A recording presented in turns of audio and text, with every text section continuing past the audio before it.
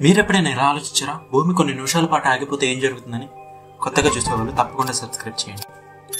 ఇంకా టాపిక్లోకి వెళ్తే, భూమి దాదాపుగా గంటకి 1600 కిలోమీటర్ల వేగంతో తిరుగుతుంది. ఇప్పుడు అది సడన్గా ఆగిపోవడం వల్ల బిల్డింగ్స్, ఓషన్స్, కార్స్ అనేవి ఒక డైరెక్షన్లో పడిపోతాయి. పెద్ద పెద్ద భూకంపాలు, సునామీలు కూడా వస్తాయి. గాలి వేగం దాదాపుగా 1600 కిలోమీటర్ల వేగానికి చేరి ఉన్న వాటిని అన్నింటినీ ధ్వంసం చేస్తుంది. భూమికి ఒక పక్కన చీకటిగా ఉంటే ఇంకో పక్కన వెలుగుతో నిండి ఉంటుంది. అంతేకాకుండా సూర్యుడి నుంచి వచ్చే హార్మ్ఫుల్ రేడియేషన్ డైరెక్ట్గా ఎర్త్ మీద పడుతుంది.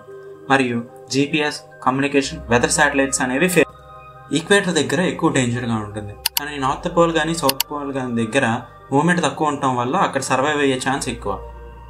సో మనకి టెన్షన్ లేదు. రొటేషన్ స్లో అవ్వచ్చు, కానీ భూమి ఆగిపోవడం కొన్ని లక్షల సంవత్సరాలు పడుతుందని శాస్త్రవేత్తలు అన్నారు.